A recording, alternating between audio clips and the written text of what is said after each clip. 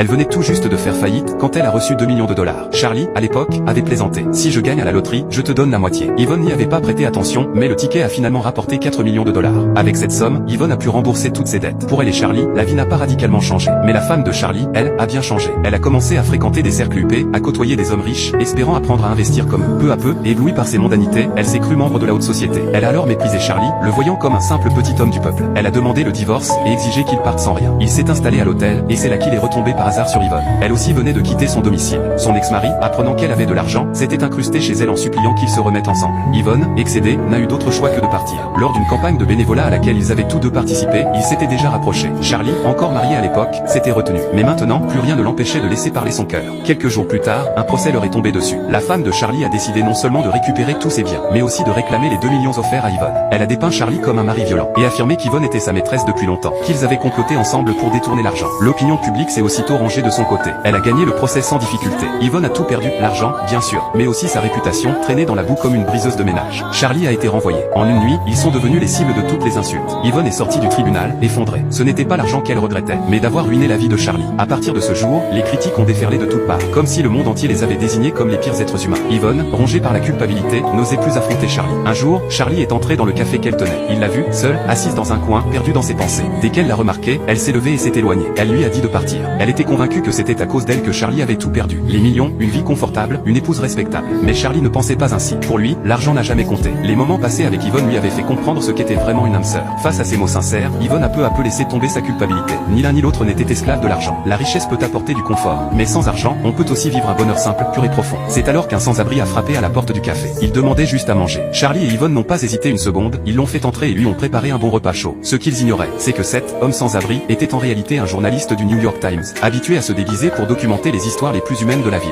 Charlie lui donnait souvent de l'argent, argent que sa femme reprenait ensuite de force. Yvonne, elle, lui offrait souvent à manger. Le lendemain, leur histoire faisait la une du journal. Le journaliste y relatait chaque geste, chaque bonté. Rien n'avait été inventé. Le public a été profondément ému. Tout le monde refusait de croire qu'un homme capable d'aider même en pleine tempête pouvait être un mari violent. Quelques jours plus tard, alors que Charlie et Yvonne s'apprêtaient à quitter la ville, ils sont passés une dernière fois par le café. Et là, surprise, le café était rempli de lettres. Ils les ont ouvertes une à une. Des mots d'encouragement, de soutien, et même des dons anonymes, des billets glissés dans les enveloppes. Pendant ce temps, l'ex-femme de Charlie connaissait à son tour la chute. Le riche homme avec qui elle s'était entichée l'avait dépouillée jusqu'au dernier cent. La fin de l'histoire, Charlie et Yvonne, main dans la main, survolant la ville en montgolfière, parsemaient les airs de leur faire part de mariage. Une histoire vraie, survenue à New York en 1984. Un policier a tenu sa promesse et offert la moitié de son gain à une inconnue.